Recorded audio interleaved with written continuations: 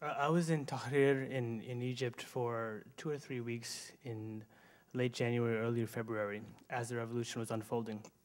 I saw a number of incredible things there. I'll just give you an example of one. In Tahrir, there was, amongst the throngs of people, there was demonstrations happening and protests and marches and chants all the time.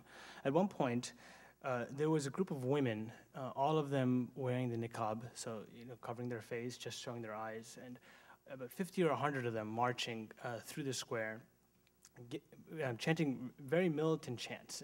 Down with the system. We don't stop with Mubarak. We begin with Mubarak. Let's overthrow the whole order. We need to have a more just distribution of wealth in the society. So I started following them, and I said, this is remarkable. These women chanting this, and I wanted to know who's leading the chant, because in Tahrir the way it was modeled after the soccer chants, and it was one person leading and the other people following and repeating what the first person was saying. So I walked up to the front. As I said, there was about 50 or 100 women there. I walked up to the front, and I could hear the voice getting louder and louder. The person saying, "Down with capitalism. We need to have equality amongst all people. We need to have equality amongst men and women." And I said, "Well, I need to meet this person. Who is this?" And I walked up to the front. It was a 6-year-old girl.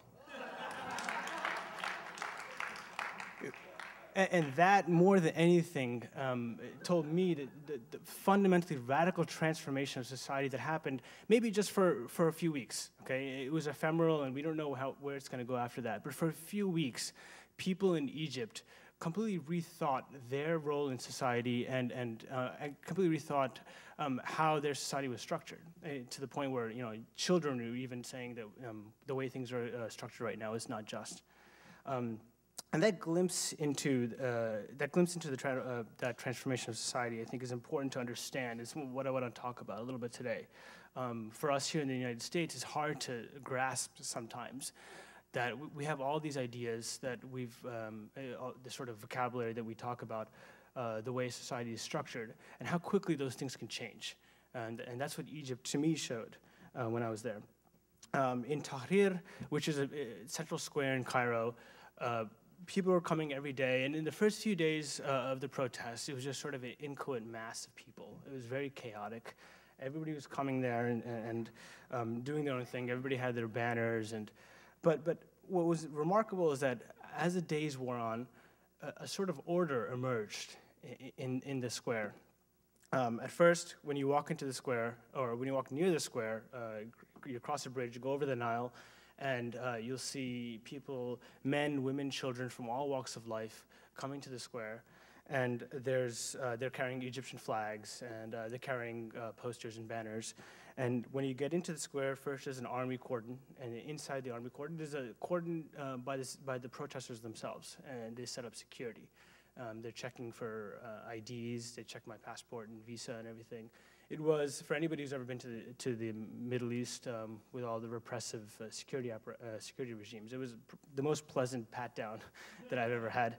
And this is done by the protesters themselves. And after you go in, after you go past this and they check you, you go into the square. And remarkably, every day there was new elements of order that emerged from the square. I mean, in the first few days there were speakers' stages. The money was donated by various parties, and the whole sort of there's speakers, and there was all the technological apparatus that's associated with that, and people were coming up and reading poems and reading statements. People were telling jokes. People were giving speeches. After that, in a few days, the protesters started to take over all of the establishments around the square. They took over Pizza Hut, and they made Pizza Hut into an organizing center. They took over KFC, and they made it into a clinic. KFC was not that I have anything against fried chicken or anything, but it's a symbol of the complete subversion of the order that was there before. KFC became a clinic. Doctors were coming into the square and providing free medical care. The care was of such quality that people who weren't even part of the protest were coming. I met one group who were coming into the square just to get medical care because it was better than what they would get outside. there was communal kitchens that developed after a week or two, because you have 100 or 200,000 people in the square and you need to feed them. So people are donating their food, they're donating their time, and they're setting up communal kitchens. When you walk through the square, you're just accosted by people who are handing you food, and sandwiches and everything. And of course, you have 100,000 people and you have communal kitchens, you need bathrooms. And so the students who are a part of the protest donated their time, engineering students donated their time to develop, to build bathrooms. So they went in and they actually constructed bathrooms. So by the end of my stay, there was actually fully fledged bathrooms and all the everything else associated. By the last 2 days before Mubarak fell, the square was so packed with people that you couldn't actually even move. And this created the obvious logistical problem of how do you get around. And the protesters organized human chains, sort of like ropes, so that you could walk through the square. And if anybody, again, has been to the Middle East or South Asia, you know that lines are not something that comes very naturally to people over there. But incredibly, they were able to do this, and you're able to move around the square. And so for me, I was trying to wrap my head around how all of this emerged seemingly spontaneously, although I'll get to that later. But this order emerged, and I think part of the explanation for that is that the revolutionary process that happened in January and February led a lot of people in Egypt to fundamentally rethink their position in society and rethink what they thought about society and what society should offer to people. There were debates in the streets everywhere, out in Tahrir and also outside of Tahrir. Sometimes people mistook me for Egyptian.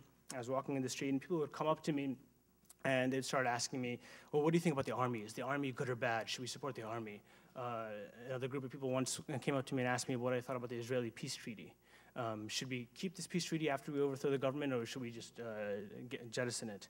It reminded me, to an extent, reminded me of, I don't know if any of you read John Reed's book, 10 Days That Shook the World, in which he talked about people on the street corners of Russia during the Russian Revolution, debating politics. People are reading newspapers, and everybody's debating what's happening inside the country. To an extent, it was like that. I mean, I don't want to overstate things. I mean, it was just a moment, maybe ephemeral moment, because the revolution in Egypt just overthrew the tip of the iceberg of the system in Egypt, right? It was just Mubarak and the people around him. And there's a lot more that needs to happen after that.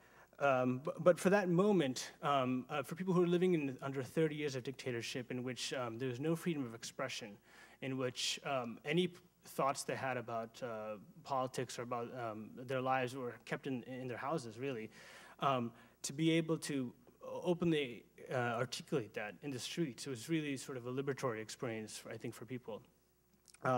But again, like I said, it was a moment, and there's a question whether that moment is going to be extended or continued into the future, or if it's just going to stay in January and February. There's a wing of the protesters who want to deepen the revolution at this point, who want to say, okay, we've gotten rid of the top of the pyramid, but we want to then have a thoroughgoing overthrow of society or a change of the way things have been done, because Mubarak is gone and some of Mubarak's closest cronies are gone. But the system to which Mubarak and his predecessors have put in place in Egypt is, by and large, still there, for the most part. And so that's a question right now that I think is confronting the movement in Egypt. And this actually, this brings to mind a lot of the commentary that we see in the media today in Egypt, which is that, okay, there was a revolution, it was done, Mubarak's gone, so now let's move on and talk about other things. But this issue is right now, I think, one of the major issues confronting what's happening with activists on the ground. And these activists, particularly that wing that wants to deepen their revolution, they weren't a group that just kind of spontaneously emerged, even though that's what it seems like. There was actually, it's actually a reflection of the patient work of activists, a small group of activists, for a number of years, which only saw its fruits in the last couple of months. Starting in 2003 in in Egypt, but there was a protest against the Iraq war. And a small group of activists went out and protested against the war. And at that time, it was very difficult to have public demonstrations, but the fact that this was against the United States and not against the home government gave a bit of space for activists to come out and demonstrate. Of course, there was an implicit denunciation of the government because the U.S. Egypt was supporting the U.S. in this war. But from 2003, you had some activist groups that were active in all these things, and then 2004 there were more protests. But by a point in 2010, there was a very vibrant anti-police brutality movement in Egypt. More importantly, starting in 2006 till today, there's a strike wave that's been going across the country, in which workers have been going on strike in large, for many reasons. There are many reasons why they've been going on strike, but one of them is that there's been a real gutting of living standards for the very poor in Egypt. Neoliberal reforms, particularly by Mubarak's cabinet after 2004, but in general, through the course of Mubarak's regime, which have gutted living standards, really propelled people to go out into the streets. Also, the global economic crisis, which have propelled people to go out into the streets. And so you were seeing, in some days in the last couple of years, you're seeing 10 or 15 strikes in a day. So you had the protests, the activists who were organizing protests, you had the workers going on strike, and all of this led to a very combustible environment. All it needed was a spark. The spark was Tunisia. And when Tunisia came, then sort of the floodgates opened and people went onto the streets, and that's where we are today. So the revolution in Egypt, I like to think of it more, instead of a single event, I like to think of it as a process in Egypt where the first blow was struck, in which Mubarak and his cronies and the people around him were defeated. But there's so much more that needs to be done over there. I don't know where that's going to head, and I don't think anybody can know where it's going to go. But one thing I do know is that no matter what happens in Egypt in the next couple of years, that there's been something that's been, something's fundamentally changed in that country and in the Arab world. And there's been a seed that's been planted in the minds of Egyptians and Arabs throughout the Middle East. And that seed is an idea that can't very easily be uprooted, which is that another world is possible in Egypt, in the Middle East. And I think that as long as that idea is there and that idea persists, that we're going to be talking about Egypt and the Middle East for a very long time.